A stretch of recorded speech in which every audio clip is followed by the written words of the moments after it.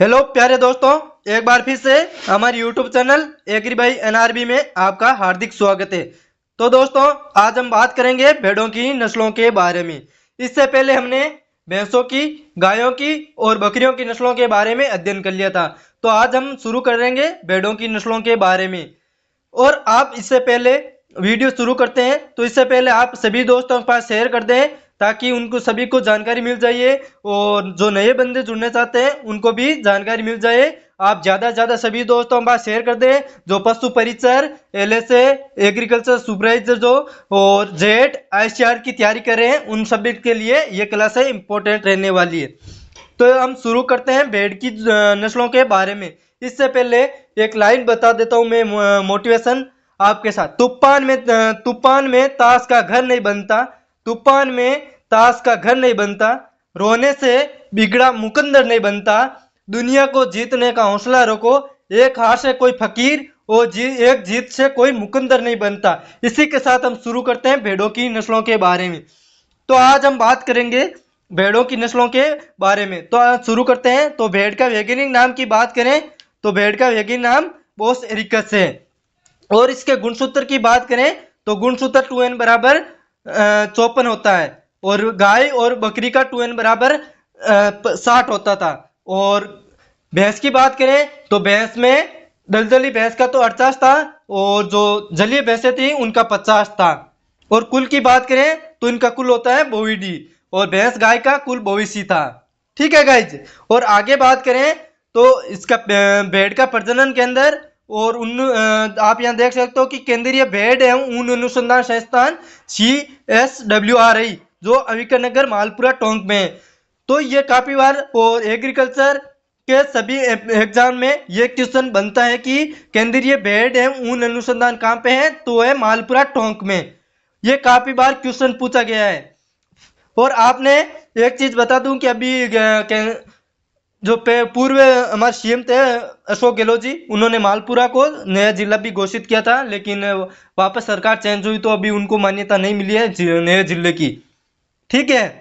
आगे बात करें तो आप यहाँ देख सकते हो कि भेड़ का प्रजनन के अंदर जो फतेहपुर सीकर में है, भेड़ का प्रजनन के अंदर फतेहपुर सीकर में, और केंद्रीय भेड़ प्रजनन के अंदर कहाँ पे, हिसार हरियाणा में। ये काफी बार क्वेश्चन पूछा जाता है कि भेड़ का प्रजनन केंद्र कहाँ पे है, तो प्रजनन केंद्र फतेहपुर सीकर में राजस्थान का। और केंद्रीय भेड़ प्रजनन केंद्र पूछे तो वह हिसार में। ये डाउट काफी बार रहता है, जेट में तो काफी बार ये क्वेश्चन पूछा गया है कि केंद्रीय भेड़ अनुसंधान कहाँ पे है, तो हिसार हरियाणा में। और भेड़ प्रजनन केंद्र पूछे तो वह है फतेहपुर सीकर में। और एशिया की सबसे बड़ी मंडी की बात करें तो वो है बीकानेर में। ये क्वेश्चन तो बार बार पूछा जाता है कि एशिया की सबसे बड़ी मंडी कहाँ पे है, तो वो है बीकानेर में। डाउट रहता है कि एशिया की मंडी जो अदर स्टेट या अदर कंट्री में, ऐसा लगता है कि अदर कंट्री में होगा कि भारत में तो होगा ही नहीं, लेकिन ये राजस्थान के बीकानेर जिले में है एशिया की सबसे बड़ी मंडी। आगे बात करें तो भेड़ों को जो राजस्थान का घर कहा जाता है, राजस्थान को भेड़ों का घर कहा जाता है। तो भारत में सबसे अधिक भेड़ें पाई जाती हैं तो वह है राजस्थान में। और कुल ऊन उत्पादन का प्रथम स्थान, विश्व में प्रथम स्थान वो राजस्थान वो भारत है। ठीक है। भेड़ों को परजीवियों का म्यूजियम और गरीब आदमी का मोबाइल बैंक कहा जाता है। तो इससे भेड़ों पे काफी अधिक जो परजीवी पाए जाते हैं वो रहता है, तो इसलिए भेड़ों का परजीवी और जो गरीब लोग होते हैं वो इसका भेड़ को पालते हैं और जैसे उनको जरूरत पड़ी तो भेड़ को बेच देते हैं और उनके इनकम होती है। तो इसलिए कहा जाता है कि मोबाइल बैंक के कॉल होते ही, जैसे आजकल ऑनलाइन पेमेंट होता है तो उसके हिसाब से इसे गरीब आदमी की मोबाइल बैंक कहते हैं। आगे बात करें तो आप यहाँ देख सकते हो कि भारत में भेड़ की सबसे ऊंची नस्ल कौन सी है, वो है नेलोरी। भारत की सबसे ऊंची नस्ल कौन सी है, तो नेलोरी। नेलोरी का उत्पत्ति स्थान की बात करें तो ये आंध्र प्रदेश में पाई जाती है। ठीक है गाइज। आगे बात करें तो मेंढक जो मटन है, मटन हेतु सर्वोत्तम नस्ल कौन सी है, वो है डेकोनी, डेकानी या डेकानी, डेकनी या डेकोनी कहते हैं। ये मटन हेतु सर्वोत्तम और भेड़ के मांस को मटन के नाम से जाना जाता है। और आप सभी दोस्तों के पास शेयर करते हैं और ज़्यादा से ज़्यादा लाइक करें और कमेंट करें। किसी भी प्रकार की कोई भी समस्या हो तो कमेंट करके ज़रूर बताइए। आपके लिए ये बहुत इंपॉर्टेंट क्लास रहने वाली है और मैं स्लाइड के रूप में देता हूं ताकि आपके जो रिवीजन और नोट्स पैटर्न आसानी से बन सके। आपको इम्पोर्टेंट जो क्वेश्चन है उनसे काफी बनते हैं और स्लाइड के रूप में आपको रिवीजन आसानी से हो जाइए और छोटी क्लासें देता हूं ताकि रिवीजन आसानी से हो सके आपका और ज्यादा ऐसा मोटिवेशन मिलता है कि आज हमने एक क्लास देख ली, दो क्लास देख ली, ऐसे मोटिवेशन मिलता है। नहीं तो बड़ी क्लासें देते हैं, 4-5 भेड़ की साथ दे देते हैं तो पता ही नहीं चलता कि कौन सी नस्ल के बारे में था। ज्यादा ऐसा आपको ज्यादा तैयारी भी नहीं हो पाती है और क्लास पूरी नहीं देख पाते हैं। इसलिए छोटी छोटी बूंद बूंद से घड़ा भरता है, इसलिए छोटी छोटी क्लासों से रिवीजन आसानी से होता है और आपका एक कॉन्सेप्ट क्लियर हो जाएगा और आपका मनोबल है वो बढ़ जाएगा और तैयारी भरपूर होगी और पूर्णतः ऑथेंटिक आपकी स्लाइड बनाई हुई है। ठीक है, और आगे बात करें तो भारत में सर्वोत्तम कारपेट ऊन उत्पादन नस्ल कौन सी है तो है बीकानेर पुंगल। कारपेट की बात करें तो कारपेट किसे कहते हैं? कारपेट दरियों धोती है जो उनसे बनाई जाती है कारपेट ऊन। तो बीकानेर की या पुंगल जो बीकानेर की नस्ल है तो ये सबसे अच्छी नस्ल है भारत की। विश्व में भारत की सबसे बड़ी नस्ल की बात करें तो है लिनकोल। लिनकोल की बात करें तो लिनकोल ये इंग्लैंड की नस्ल है, विश्व की सबसे बड़ी नस्ल इंग्लैंड की है। ठीक है गाइज, और आगे बात करें तो आप यहां देख सकते हो कि भारत की गद्दी नस्ल जो पहाड़ी क्षेत्रों में हिमाचल प्रदेश इन क्षेत्रों में पाई जाती है तो इन्हें भार ढोने के काम में लिया जाता है। भारत की गद्दी नस्ल है वो भेड़ की जो भार ढोने के जो पहाड़ी क्षेत्र है हिमाचल अरुणाचल प्रदेश इन क्षेत्रों में भार ढोने के काम में ली जाती है। और आगे बात करें तो हिसार डेल ये हरियाणा की नस्ल है। हिसार हरियाणा की नस्ल है हिसार डेल। और इसका बात करें तो ये इंपॉर्टेंट इसलिए स्लाइड में दिया हुआ है कि ये संकरण नस्ल है। ये हिसार डेल है जो बीकानेर मेरिनो का संकरण है, इसीलिए स्लाइड में दिया हुआ है। ये काफी बार पूछा जाता है कि हिसार डेल किसका संकरण है तो है बीकानेरी नस्ल है या पुंगल। बीकानेरी एवं मेरिनो का संकरण है। ठीक है गाइज, आगे बात करें तो भेड़ों का विकास हेतु उपयुक्त जलवायु कौन सी है तो भेड़ों की हेतु उपयुक्त जलवायु कौन सी है तो शुष्क एवं शीतोष्ण जलवायु में भेड़ अच्छा विकास करती है अपना। आगे बात करें तो आप यहाँ देख सकते हो कि भेड़ में प्रजनन ऋतु एक मौसम के आधार पर होता है प्रजनन। ये विशेष ऋतु तो विशेष ऋतु कौन सी है तो है वर्षा ऋतु। वर्षा ऋतु में जो बात करें तो वर्षा ऋतु में मार्च अप्रैल में पहाड़ी क्षेत्रों में तो अच्छा प्रजनन के अंदर है पहाड़ी क्षेत्र होते हैं उनमें तो मार्च अप्रैल। और अन्य की बात करें तो अन्य में जून जुलाई मानसून प्रारंभ होता है उस टाइम इसका प्रजनन के अंदर स्टार्ट होता है। अदर की बात करें तो अदर की है जून जुलाई। और आगे पहाड़ी की बात करें तो पहाड़ी में मार्च अप्रैल।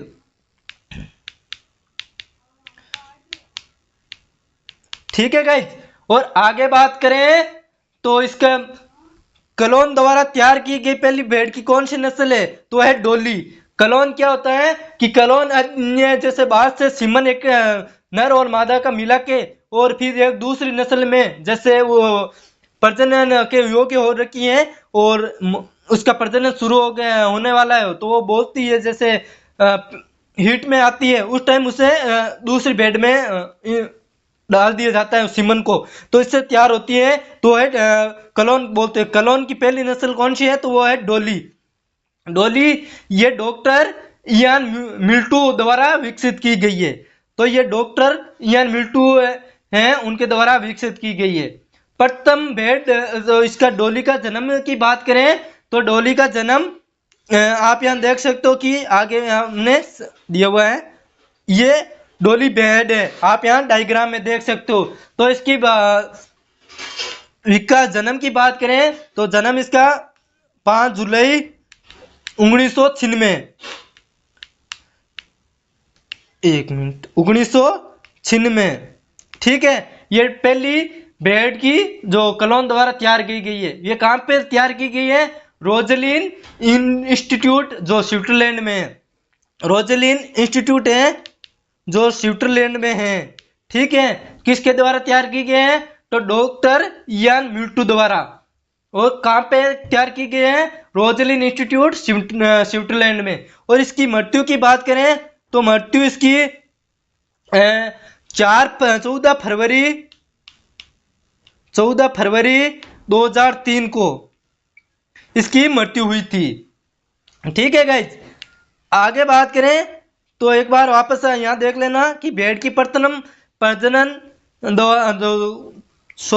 के कलोन द्वारा तैयार प्रथम भेड़ कौन सी है? वो है डोली।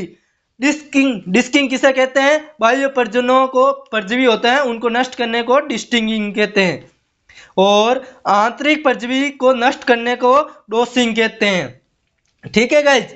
और आप यहाँ देख सकते हो कि ये डोली कलोन द्वारा प्रथम भेड़ है वो है। और आगे आप यहाँ देख सकते हो कि ये टेलीग्राम ग्रुप का QR कोड है, तो आप स्कैन करके ज्वाइन हो जाइए टेलीग्राम ग्रुप को। आपको किसी भी प्रकार की कोई जानकारी और PDF आपको मिल सके। और YouTube चैनल को सब्सक्राइब कर ले और ज़्यादा से ज़्यादा सभी दोस्तों के पास शेयर कर दे। किसी भी प्रकार की कोई समस्या हो तो कमेंट करके ज़रूर बताइए। एक बार मैं वापस रिवीजन करवा देता हूँ आपका। आप यहाँ देख सकते हो कि भेड़ का वैज्ञानिक नाम की बात करें तो बोस ओविस एरिकस। और गुणसूत्र की बात करें तो गुणसूत्र 2n बराबर 54 होता है। कुल की बात करें तो कुल होता बोविडी। केंद्रीय भेड़ है ऊन अनुसंधान संस्थान CSWRI कहाँ पे है? तो अम्बेडकर नगर मालपुरा टोंक में। ये सभी एग्रीकल्चर के जो और पशुपालन से संबंधित कोई भी वैकेंसी होता है तो ये क्वेश्चन इम्पोर्टेंट है। और ये से क्वेश्चन आता ही आता है कि केंद्रीय भेड़ है ऊन अनुसंधान संस्थान कहाँ पे है? तो अम्बेडकर नगर मालपुरा टोंक। और इससे दो अविवस्त्र अविकालीन 2 भेड़ें तैयार की गई थी। उसके बारे में इनके बारे में आगे हम अध्ययन करेंगे अगली क्लास में, ठीक है गाइज। और आगे बात करें तो भेड़ प्रजनन के अंदर फतेहपुर सीकर में, जो भारत का राजस्थान का भेड़ प्रजनन के अंदर है वो फतेहपुर सीकर में। केंद्रीय भेड़ प्रजनन के अंदर की बात करें तो है हिसार हरियाणा में। और आगे बात करें तो एशिया की सबसे बड़ी ऊन मंडी कहाँ पे लगती है? तो है बीकानेर। और आगे बात करें राजस्थान को भेड़ों का घर कहा जाता है, और भेड़ों को परजीवियों का म्यूजियम एवं गरीब आदमी का मोबाइल बैंक कहते हैं भेड़ों को। आगे बात करें तो भेड़ों में भारत में भेड़ की सबसे ऊंची नस्ल कौन सी है? तो नेलोरी।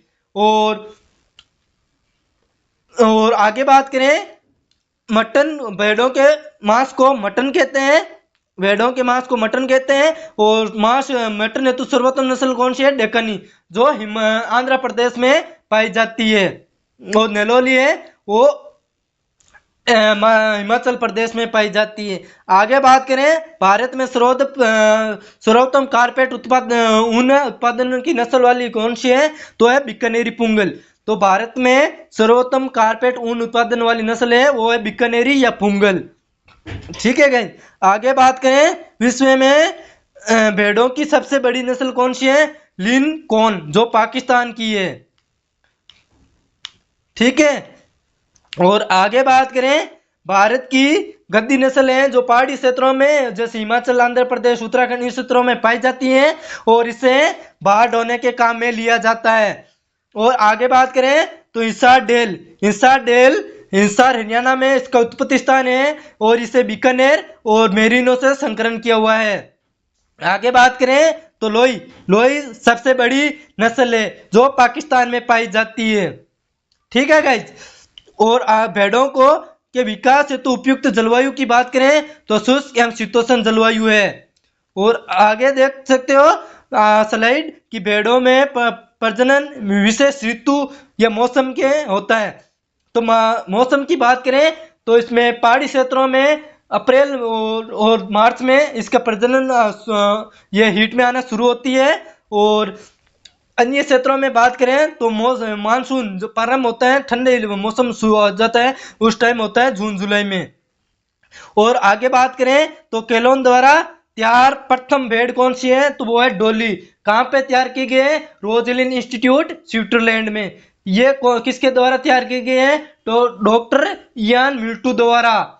और इसकी जन्म की बात करें तो 5 जुलाई 1996 में इसका जन्म हुआ था। और मृत्यु की बात करें तो 14 फरवरी 2003 को इसका मृत्यु हुई थी। और डिस्टिंग किसे कहते हैं, बाह्य परजीवियों को नष्ट करना डिस्टिंगिंग कहते हैं।